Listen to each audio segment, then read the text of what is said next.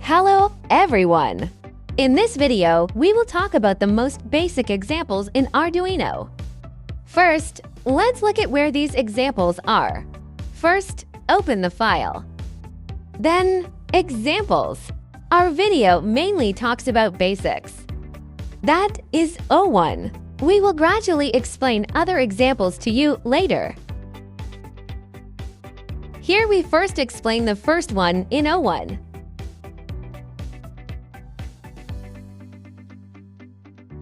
We have already opened this example. You can see. This example simulates reading. The writing is read through the UART port. This example shows that the amount of code is very small, mainly comments. The entire code mainly consists of two functions. One is set up. The setup specifies a model rate for UART communication. That is 9,600.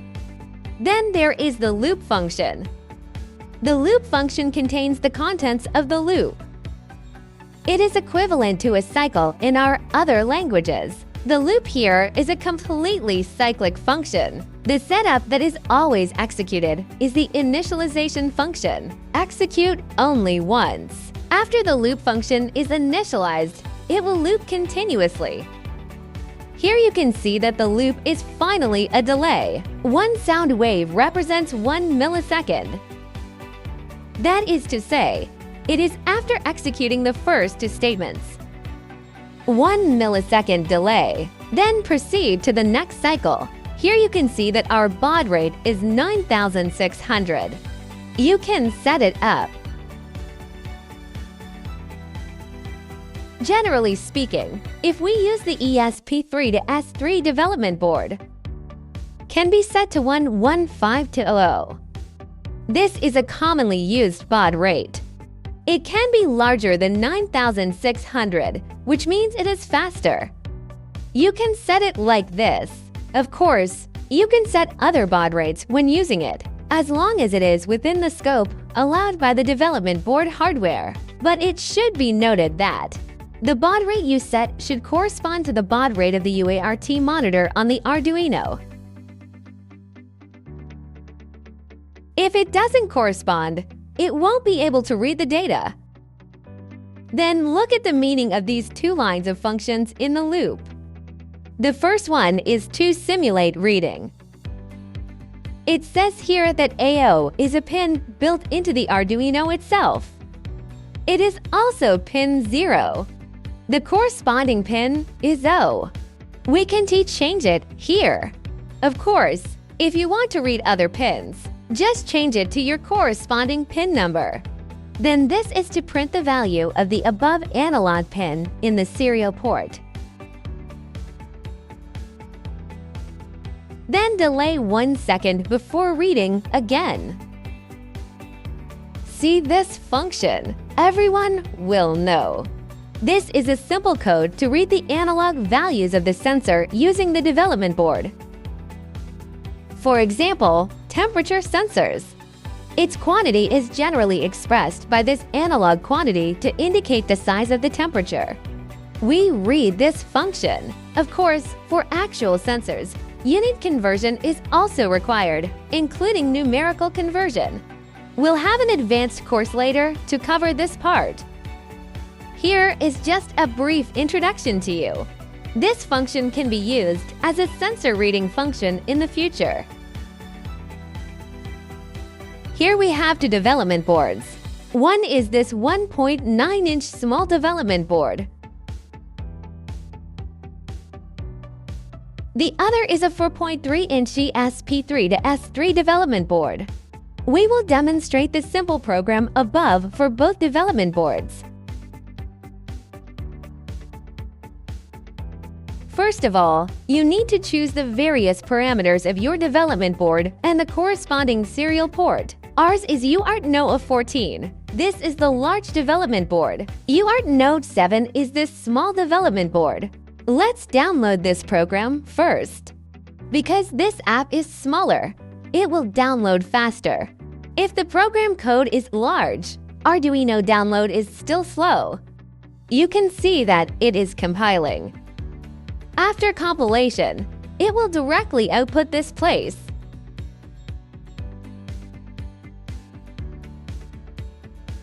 Now this is the big Tianfa board. You can see the code is being uploaded. When the upload is finished, it will pop up directly to the UART monitor. The value here is constantly changing. Let's reopen the UART editor.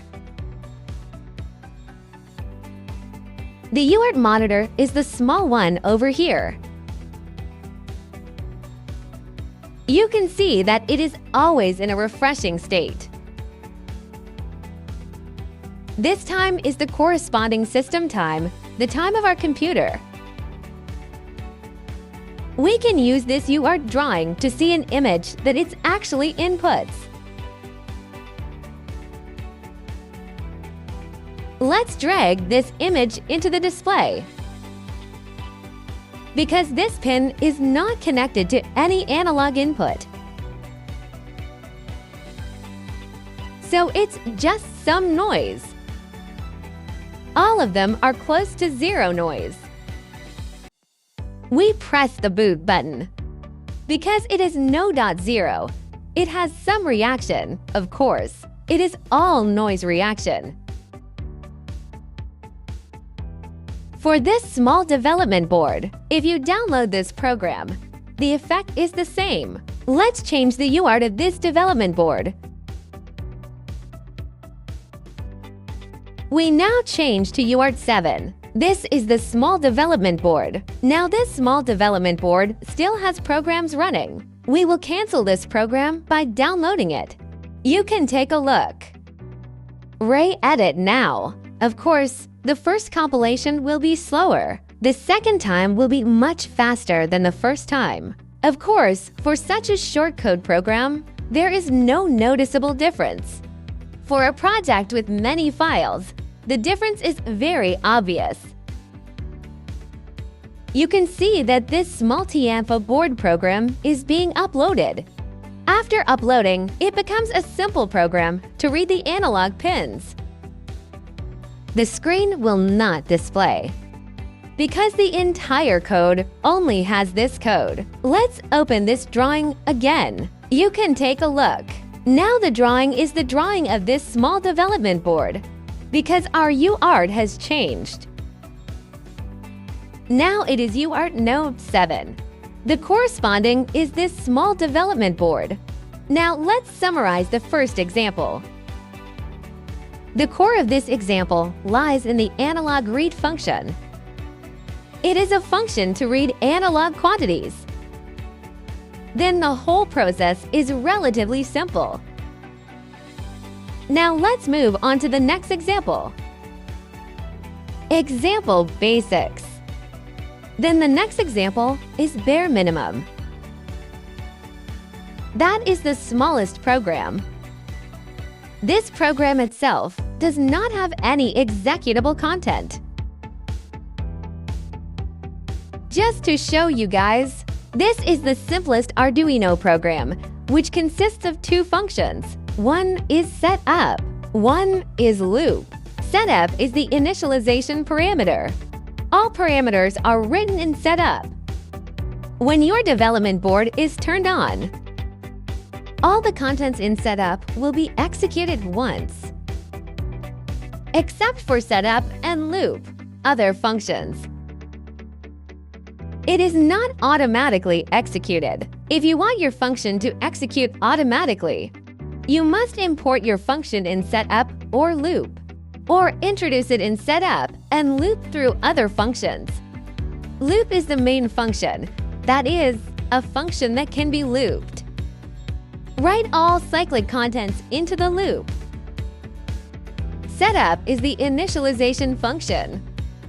Loop is a main loop function. This example is just a simple demonstration for you here. All the following codes, including the previous example, also have examples of setup and loop functions. Let's look at the next example. The next example is blink. Blink is an example of controlling an LCD LED to flash.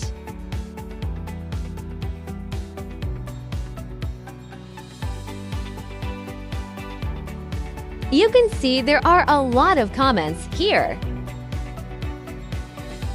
Then this code is a little more than the previous one.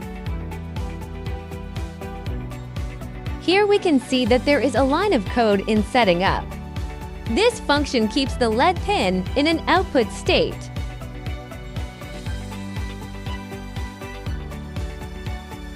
This LED built-in is its built-in pin. Of course, the parameters of our development board and this function may not be consistent. So we need to change. Let's modify this large development board now. The large development board is pin 2. Now let's write define. Then copy this parameter over number 2.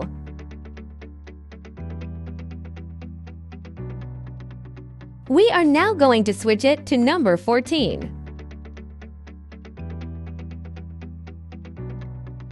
Editing now. I'll go find the pins for the 1.9-inch development board.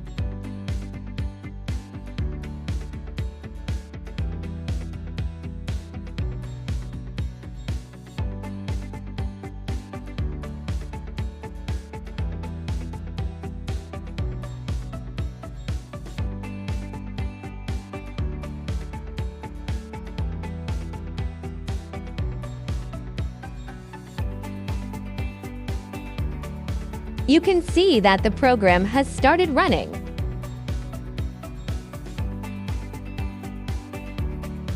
It is more obvious in this place. The light is flashing. This is what the whole function does. It may not be obvious if you look at it from the front. There is no content displayed on the screen because the screen is black. You can see that this part of the screen backlight is flashing. This is the role that this whole example can play. You can take a look at the code. The first line is to set up its initialization to make this pin available. The loop is to make this pin switch between high frequency and low frequency continuously. You can see the first row is to switch high frequencies. Then delay 1000 milliseconds or 1 second. Switch to low frequency. Then delay 1000 milliseconds to enter the next loop. By changing the brightness of the LED in this simple cycle, the switch